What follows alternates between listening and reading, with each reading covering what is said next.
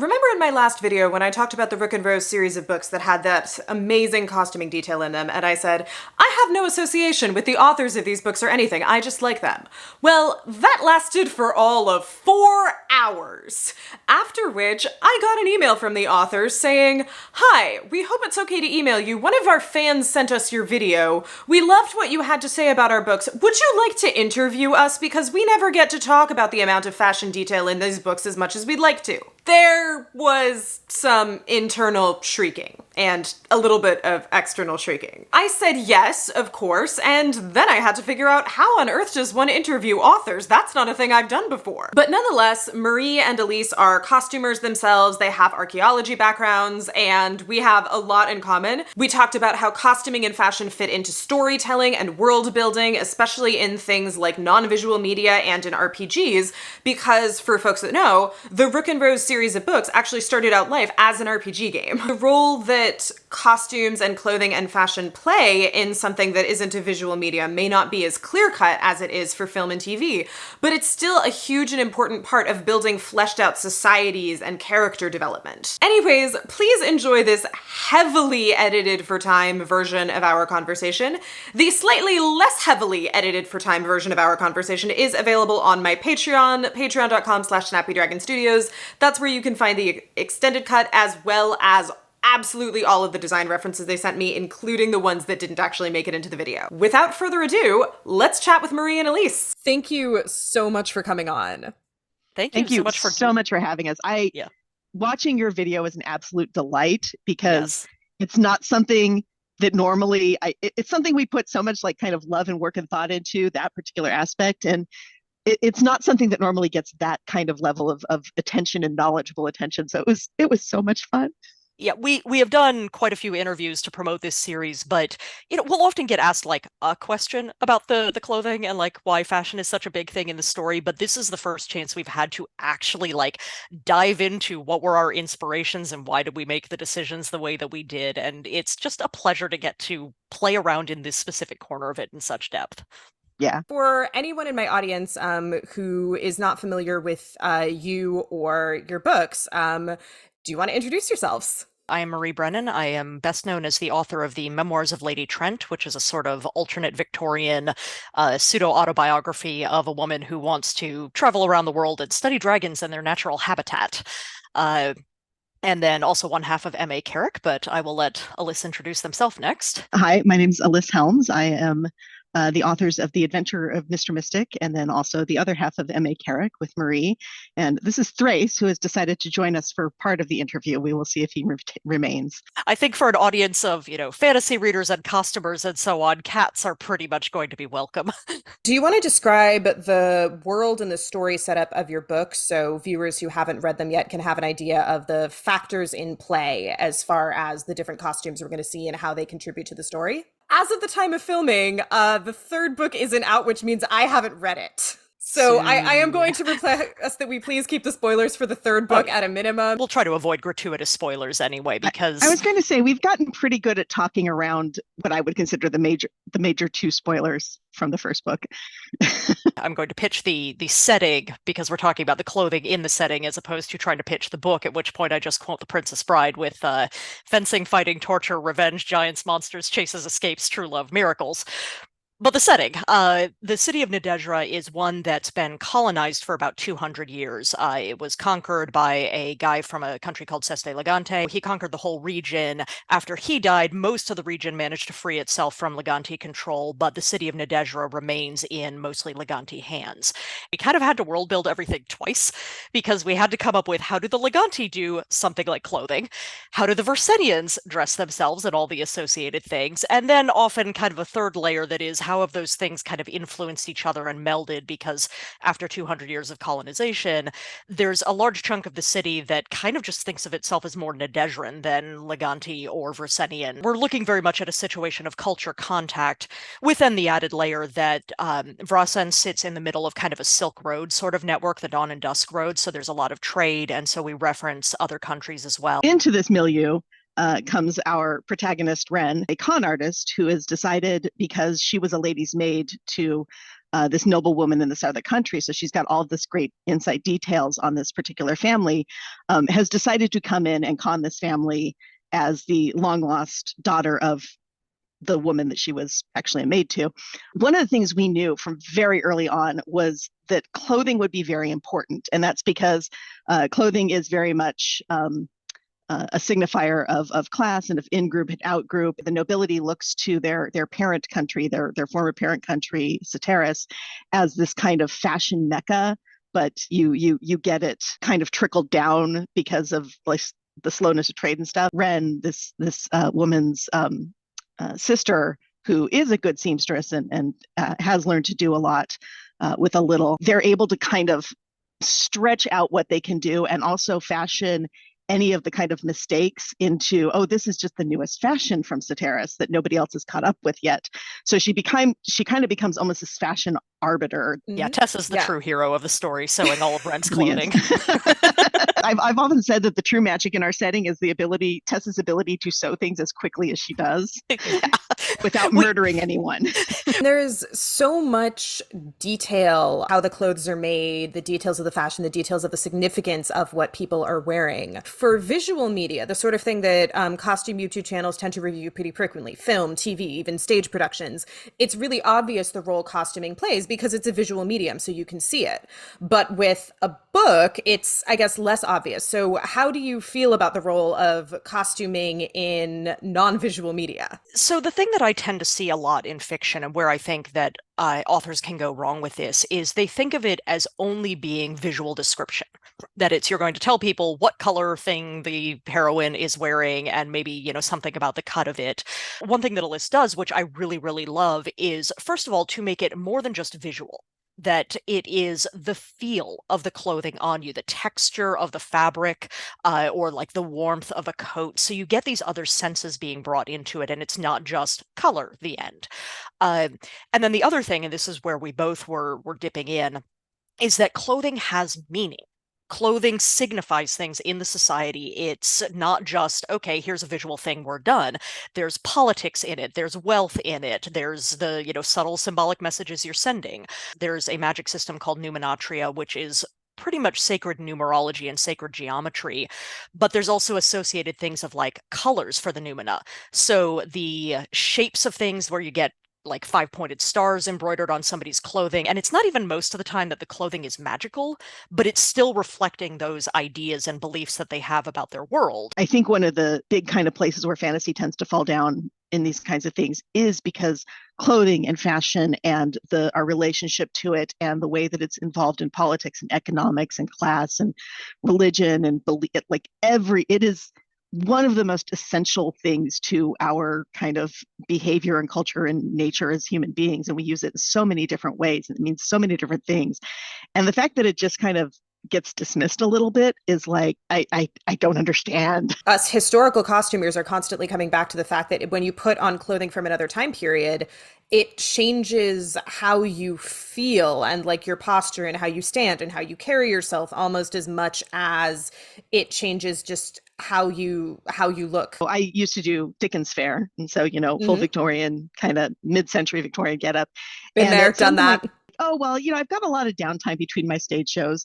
So I'm going to take a journal, and there's this, particular place where I can go and I can sit and I can have tea and I can I can write actual things in my journal, but I can, look like a nice Victorian person. I could not write in any voice, but this very structured, because I was in the clothing and I was in the milieu, I could not find a different voice. I remember hearing some interview with the costumer at the Globe Theater when they were doing the original practices productions there. And she commented on things like the actors kept on, I want to say it was the back seam on their trunk hose, they kept splitting it because she realized that just the movement patterns for how we stand, how we sit down, all of those kinds of things are shaped by our clothing. And if you take a modern person and you put them in Elizabethan clothing, they're going to be putting weird strains on it because they're moving wrong for what they're wearing. There's a lot that's open to interpretation as the reader, and there's got to be a decision process as far as how much detail are you going to describe, how much are you going to leave up to the reader. And so it turns out that with your descriptions of Leganti fashion, I was actually picturing something totally different than the design sketches you sent me. Finding like particular iconic bits, focusing on that and coming back to that, both in terms of particular pieces or particular parts of outfits, so that you could kind of tell when we're talking about a surcoat, we're talking about the Leganti dress, and we're talking about the shawl or the sash or something like that. We're more likely to be talking about Bressenian dress. Letting people like pin their awareness onto that and let their imagination sweep out from that. So I can see why, like, describing it as a surcoat, especially for somebody who's in historical faction, might imagine something different than what we decided, because I know we went for a while back and forth on what to call it, because it's not really quite a surcoat. It's just the closest thing we had. It's not something that quite exists in any particular real world fashion, and so we had to choose what we were going to call it. But I think with anything in fiction, how you describe what characters look like physically, how characters' names are pronounced, and so on. As a writer, you just kind of have to accept that people will have their own idea of how to interpret that, and it may not be quite what you visualized. If you try too hard to absolutely nail down exactly the way that you want the reader to visualize it, then number one, you're going to be killing the pacing of your story because you're stopping dead to say, no, but it was this wide, and it stretched around to here, and it tied with 3 grommets on either side. Yeah, no. If it's important for some reason, for a plot reason, then yeah, right. But for the most part, yeah, you're painting in watercolor. Yeah, and you want to convey a general mood, a general feel, and that's the important part. And what exactly the reader visualizes, that's up to them. And, until such time as somebody makes a wonderful streaming drama of our show, and then there will be a visual canon established. You're costumers and you have archaeology backgrounds, but as well as all of the dressmaking information and the fashion descriptions, you've also got a huge amount of other textile analogies in really important parts of this world. It comes down to one thing, really. We wanted to have a deck of cards used for divination like tarot. And I will shamelessly plug the fact that we have a Kickstarter running right now that is trying to fund the actual deck that is being illustrated by some fantastic artists. So if you're interested in this, go check it out. But plug over. We knew that we wanted to have this deck, and we're like, what do we call it? We want it to be some interesting, evocative thing, maybe like a real English word rather than making up a word. And we hit on pattern. And 0.17 seconds later, Versenian culture has become textile metaphors ahoy. And it was partly the deck. It was also the fact that Nadezhda sits in a river delta. And so you get the kind of like braiding feeling of the waterways kind of coming in and out of each other. And as a result, all of a sudden, practically anytime we wanted to describe something Versenian, we found ourselves reaching for textile words. So like criminal gangs are called knots, which is actually a term that was used in historical English slang. I came across that in a book that some of your viewers may know, A Classical Dictionary of the Vulgar Tongue. It's this wonderful collection of historical slang. And the word knot was in there for criminal gangs, and it was like, sold. That fits so well with our setting. Versenian clothing uses a lot of embroidery. They're also known for their lace making. Came up with things like using sort of Chinese style knotwork. We went for that instead of macrame because macrame is basically all square knot. We had people like braiding their hair. That was partly because I have long hair and I like braids, and partly because Alyssa's been watching a ton of Chinese dramas where some of the characters in the fantasy dramas will have really interesting braid styles. When I saw that, what my mind immediately went to is the social significance of like real braided hairstyles for telling anyone who saw you at a glance about yourself and like some of the most important things in those societies that somebody needed to know about you. I wanted to ask you basically more about your references and how you decided what elements to bring together or invent to create each of these cultural styles and why. But I know it started with Marie kind of made a list of stuff she thought was cool. We have 4 basic looks in the setting. You've got the Leganti male, Leganti female, Versenian male, Versenian female. We did also start with, okay, so we've got this hooded vigilante called the Rook. And the Rook basically showed up in like one part Alfred Noyes, the Highwayman, and one part Assassin's Creed. We're like, okay, so we need to justify why he dresses like that. So we were kind of locked into the frock coat thing and such from the start because we're like, well, that looks good, but the Rook shouldn't be wearing something completely random. And ironically, that actually created a bit of a problem for us. It wasn't until we were kind of well into drafting The Mask of Mirrors. The Rook has been around for 200 years, and he's still wearing the same outfit like this entire time. We're describing what the men are wearing now in vaguely the same terms. This is a problem. Yeah, and so we had to come up with, like, we shifted the Rook's look a little bit to have him in a slightly looser, longer, like slightly different style, but not so much that it looked like your grandfather was jumping across the rooftops, but also kind of played with the idea that fashion cycles, because the Rook is this iconic character throughout this history, that there might be reasons why that particular look would not have changed as much. I found it fascinating when you went into the parts about like what type of masculinity is evoked by that kind of 18th century style, because it's something where at no point did we consciously think, it will evoke this sense of masculinity, but that was there because our approach was, we think this looks sexy and we want these characters to be sexy, therefore we will put them in this clothing. And so that says something about what target we were finding appealing there. I think it was conscious in some places, because I know with Vargo in particular, there's a particular character who's a crime lord, who's kind of a glorious asshole. He's trying to go legitimate, and he does also very much use fashion as a way to kind of assert himself. With Vargo, we were particularly looking for constructing his masculinity in a way that wasn't the kind of macho, not decorated thing that we usually think of, the sweaty, hairy chest kind of vibe. If we had put the women then into sackback gowns and such, then at that point, all of a sudden our setting is the 18th century in the reader's mind. And we weren't trying to model a specific time and place like that. So yeah, we did exactly as Alyssa said. I literally just grabbed a scrap of paper and started jotting down either garments or even just details on garments, like certain styles of collar or sleeve cuff or whatever, that I thought looked neat. And some of them I got out of books that I've got on my shelf, which I just paged through going, what in here looks cool? Others were like, one of them was from a dance costume that I wore when I did ballet. It's actually the outfit that Renata wears to the Gloria right at the beginning of the Mask of Mirrors, where the sleeve drapes from shoulder to cuff and actually leaves her arm bare in between because it's cut open. I had a dance costume that was that.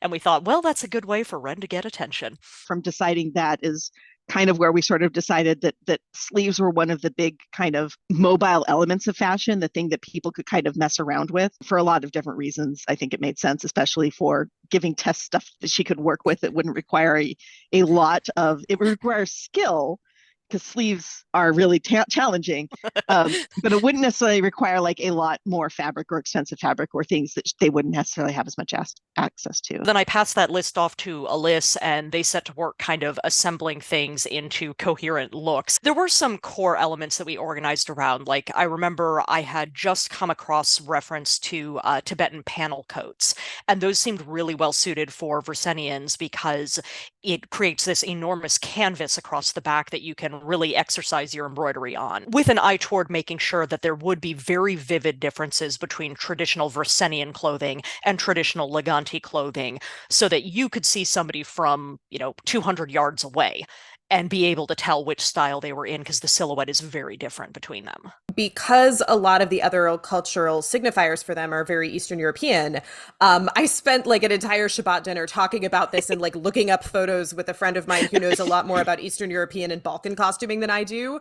And we were trying to identify, like, where did this come from? Where did this come from? I wanted to ask if there were any other particular garments that went into that look, and how you sort of tied that into, okay, you've got this set of cultural signifiers and then these fashion elements that are coming from totally other places. So we had discussed the side button blouse. The way we kind of designed it ends up going over further than, but the Tolstoy shirt, the Russian peasant shirt that's often called a Tolstoy shirt, that was the kind of visual inspiration, especially with the usual embroidery that you have around the cuffs and the collar. A bit of a full skirt, but the skirts don't go all the way to the ground. They're more, knee or slightly below the knee, and then often with a booted kind of look. And that comes from some of the Cossack kind of outfits. The sash belt that women in particular tend to wear, it's from an 1860s Victorian pattern.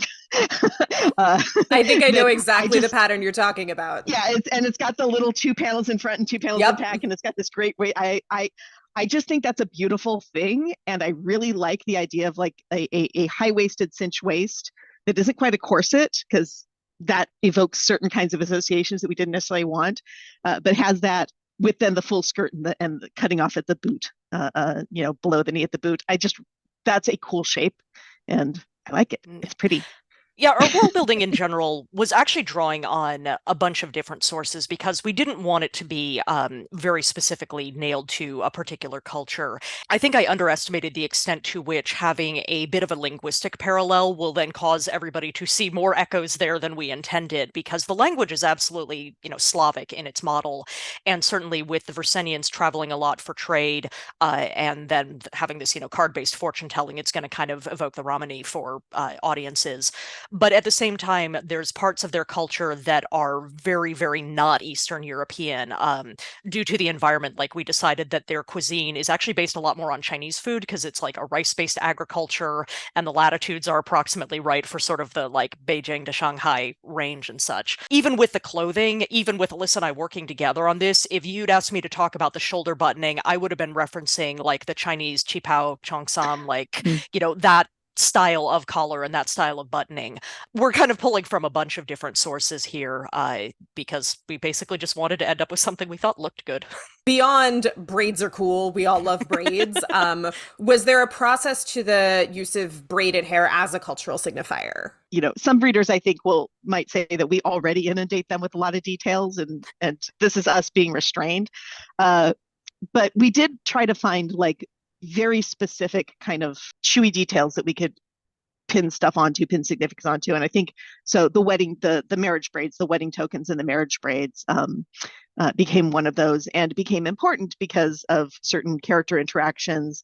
A fashion historian might look at our setting and with a little bit of side eye, because one of the things that we don't really get into at all is hats. Like, yes, nobody wears hats. Nobody wears hats, and that's weird from a kind of a fashion history perspective. Going back to the braiding thing briefly, some of it was also just trying to find different ways of doing things, that we didn't want marriage to be signified with a wedding ring, because that's the way that Western culture does it. What else can you do that's like really visible to people that signifies that you're married? And because of the pattern deck and because of the delta, and so all of a sudden everything is textiles, then yeah, you have this like knotwork charm that you braid into your hair. That sounds good.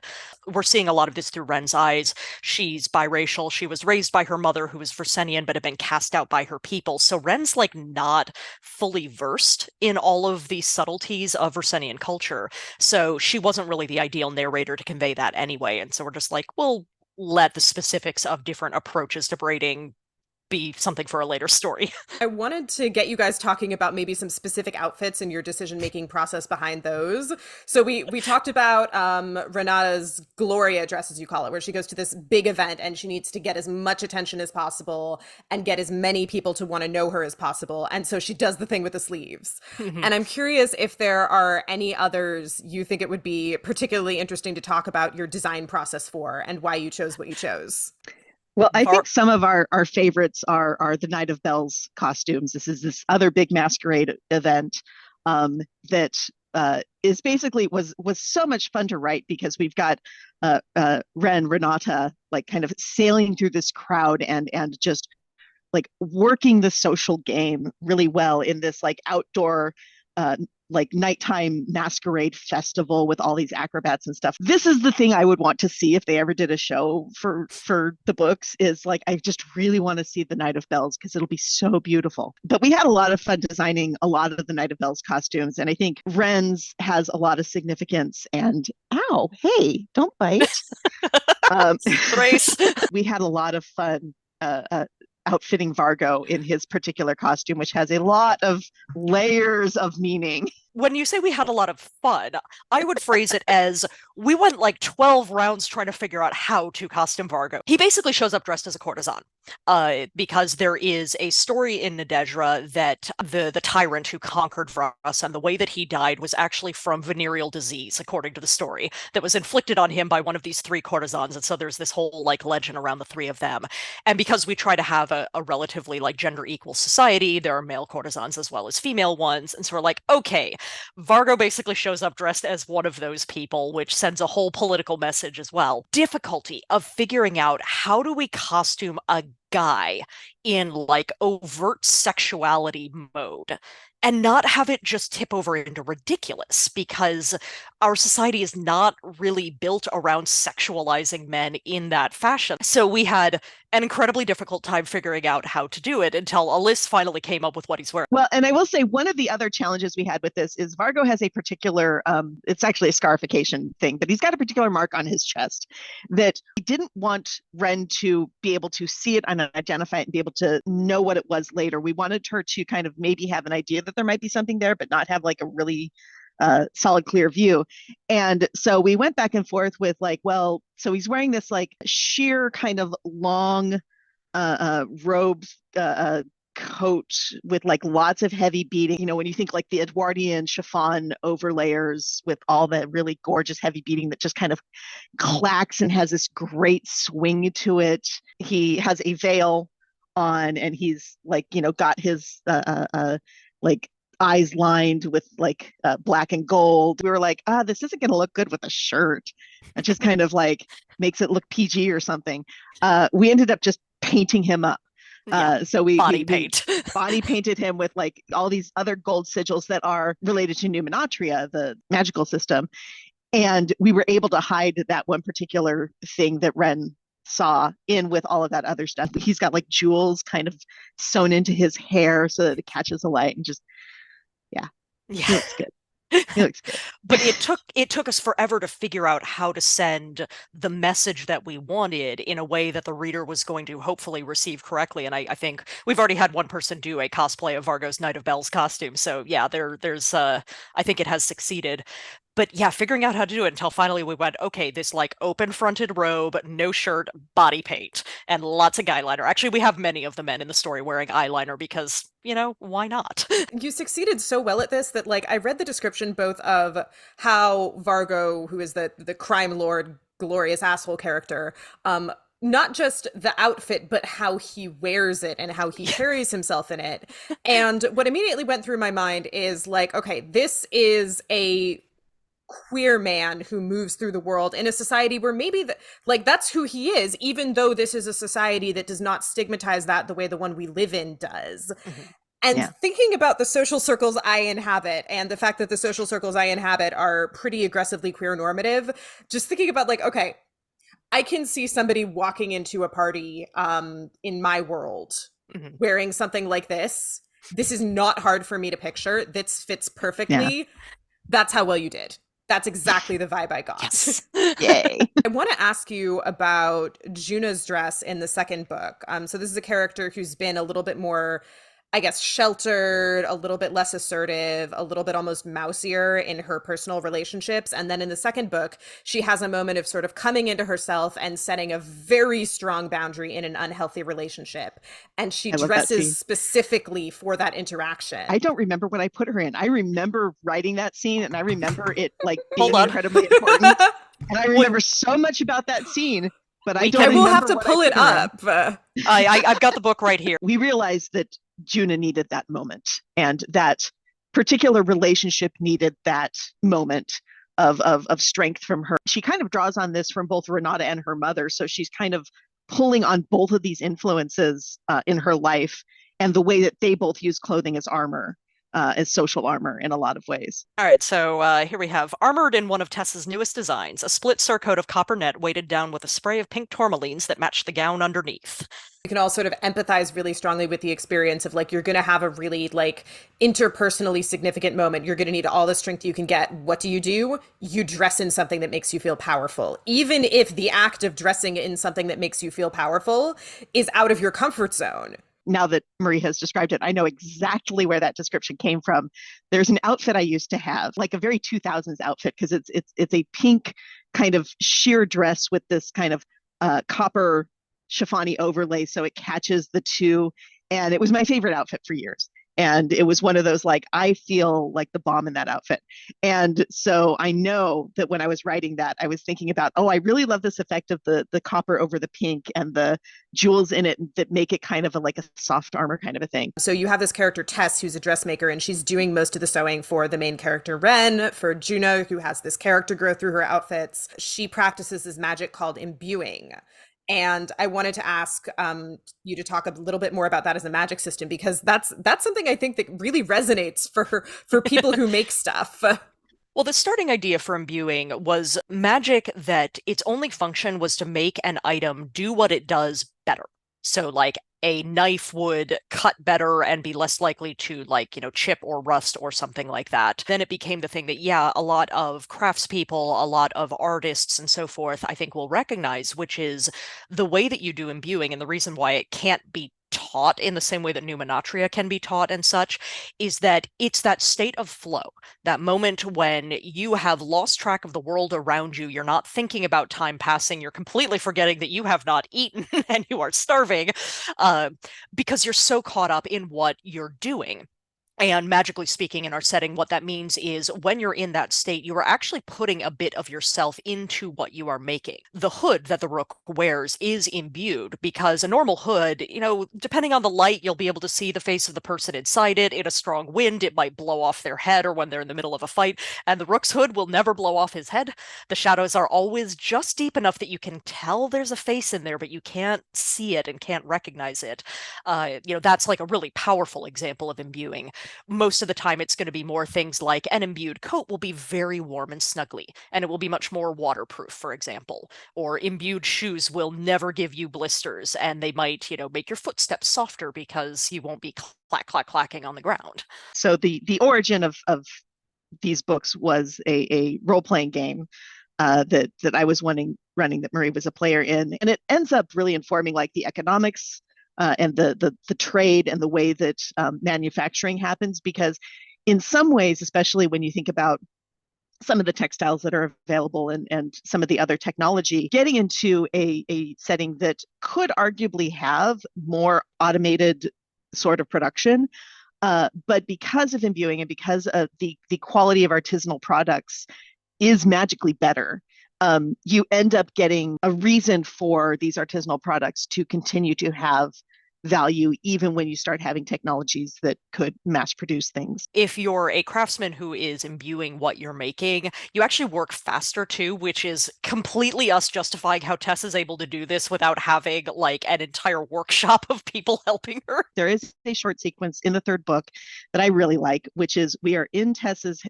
perspective when she is imbuing something. And so we kind of get like what it feels like for her. And it's very short. It's like, a page. But I really like that little bit. And so that's something to look forward to. And it's definitely like, hopefully I'm really looking forward to reading this. All the sewing people will like that little snippet, I hope. Your books were recommended to me basically at the beginning of the summer by a very good friend of mine, Sarah, who's actually appeared on the channel multiple times. And she is plotting a group cosplay in which we all know who I'm going to end up as, both in costume and out. But she desperately wants to dress as the Black Rose, and there's not a huge amount of detail of this particular outfit in the books, even though it's a very significant sort of character figure for the plot, and even though the outfit is very recognizable and you describe certain texture details about it. So the Black Rose, I think, is one of the places where you can see a little bit of the D&D influence peeking through a bit, because she is kind of more in the like fantasy armor overlapping petals of leather, essentially, as you'll see in those kind of lamellar, but like really large scale lamellar rather than small pieces. Most of the time when the Black Rose is on stage, we're in Ren's perspective. That this is the persona, for those who haven't read the books, that she winds up taking on, because having two other personas wasn't enough already. She needed more. So she's got this sort of vigilante identity as the Black Rose. Normally when the Black Rose is on stage, you're in Ren's perspective, and so she's not looking at herself, so you don't get the same degree of visual description. And when other people run into her, they're usually worried about other things. The mask that she wears is actually this piece of black lace with kind of a rose design to it, because the mask is essentially the key to the whole outfit, in ways that get into sort of a higher degree of magic than tends to normally happen with that kind of thing. It gets very miraculous. She does have, I think, knee-high laced up boots that are very comfortable. Yeah, we basically just put everybody in knee-high boots because they're sexy. They're sexy. They're great. When you live in a river delta where there's a lot of, moisture on the ground, Yeah, and just, when you want to look cool. Yeah, it's the one place where Leganti and Versenian fashion agree that both groups go, knee-high boots? Yeah. We are actually going to be doing a giveaway where you can get a signed book of your choice as well as some extras. You know, if you're someone who doesn't know the series, then we're happy to send you a copy of The Mask of Mirrors to get you started. If you're already a fan and you would like a copy of Labyrinth's Heart that has been signed, we're happy to send you that one. Or maybe you've read one book and you need The Liar's Knot for the middle. That one is also available. The extras is there's a company called Dryad Tea that will do all kinds of interesting tea blends, including some that are related to fantasy and I think maybe science fiction series. So I talked to somebody at Dryad Tea. It was like, how does one get those? And the result is that we have 5 Rook and Rose tea blends. But shipping foodstuffs internationally, you start getting into weird things with the customs forms and such. So that's why that part is US only. We apologize. Though if you like the sound of the tea, Dryad actually has an Etsy shop that you can order the teas from if you are overseas, as opposed to their website. If you're US, you can order from them directly. You can also just order the teas from them if you are like me and have a tea collecting problem. So the giveaway is going to be run over on Instagram because YouTube is not conducive to running that. So you can check out my Instagram at Miss SnappyDragon. The way it works is you're going to share a clickable link sticker to this video to your stories, and the full rules will be in the post on my Instagram. I want to tell us a little bit more about the Kickstarter because I feel like it's always exciting when you get to like have a physical object that was created for a book series. We've wanted the pattern deck to be a real thing from the start. I have a deck of cards that we actually used while we're writing the series. Basically, anytime a pattern gets laid in the series and it's not Ren cold decking somebody because she's a con artist, I actually took this blank deck of cards, I wrote the names on them in Sharpie, I shuffled that deck, and the cards I laid are what went into the story. Which, for those of you who have read The Mask of Mirrors, that's why Ren gets a migraine when she tries to lay that one pattern, because our deck actually tried to blow the plot out of the water. It would have answered a question we needed her to not know the answer to until later. And to be fair, we had already agreed that there was a particular magical protection around the thing she was trying to get an answer for. So it wasn't even us cheating, but when we laid that card and we were like, oh, she's going to immediately know what this is, we were like, okay, but that has magical protections, we've already said. We've got a couple of artists who are going to be painting all of the cards for the deck, and a third artist who has done an amazing actual wood block, or rather lino block, which is what they tend to use nowadays, but she has actually carved the blocks. We're not going to print all of the decks with those blocks because that's not feasible, but for the design purposes, she made sure it was a thing that would work as a wood block print, because that's sort of the technology in the setting. And yeah, I mean, for those of you who know the tarot, it serves a similar purpose in that you can use it for divination, you can use it for games. Obviously, you can also use it for story planning kinds of things. But then we've got other things that are on offer in the Kickstarter, all of which, for the record, are available if you back at the $1 tier. Then you have access to all of the add-ons, which include things like you can get your own pattern reading from me, you can get signed books, you can get the tea samples if you don't happen to win the giveaway. You can get like cloth bags to put the decks in, your own personalized Numinatrian horoscope from Alyss, which comes with a beautifully laid out geometric whole thing that, you know, gives you what your fate is according to the Leganti calendar and mysticism. You can be Tuckerized in one of my stories, which means I name a character after you, and depending on what you want, you might be a good person, you might be a villain, you might die a horrible, gory death. Up to you. Top level of the add-ons, very relevant to this particular audience, Alyss has some pieces of a peacock brocade and will sew you a frock coat of your very own. I think that will be very relevant to this particular audience indeed. Yeah.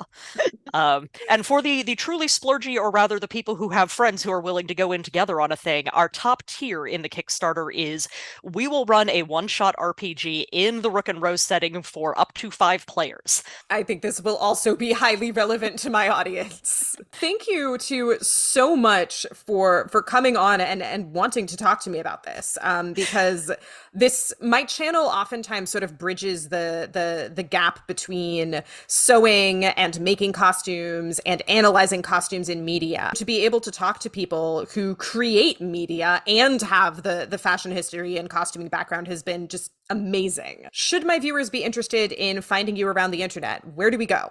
So we are both individually on Twitter. So I'm Swan_Tower and Alyss is Alyss Helms. And we are also MA_Carrick. We've got websites. The two of us are on Mastodon, but we don't yet have an MA Carrick account there, and also just got set up on Blue Sky, but don't have that up and running yet, but we'll give you all the links. I'm on Instagram. I don't believe you are. So yeah. I'm basically Alyssa Helms everywhere because I have a very unique name. I'm also on Patreon. I've got a whole Patreon that is about world building in general. It has included some discussions of clothing and fashion along the way, and there are more essays to be written on that front whenever I get around to them. For the source notes for the video, which will include the massive pile of reference material that you two have been kind enough to send me, that is patreon.com/SnappyDragon Studios. You can find me all over the internet at Miss SnappyDragon. That would be not Twitter, because I am not that good at keeping my social media up, but Instagram, Facebook, very occasionally TikTok. It was at this point that we got sidetracked talking about the costumes in Our Flag Means Death and forgot to actually say goodbye or do a proper sign-off, so I'm gonna have to do it for all three of us. Say hi to Marie and Elise down in the comments and tell us about your favorite use of costuming for storytelling. Click the button to tell YouTube as well as us that you think we had interesting things to say, and don't forget to subscribe for more fashion history sass and, hey, possibly more author interviews since this one seems to have gone really well. I'll see you next time. Bye!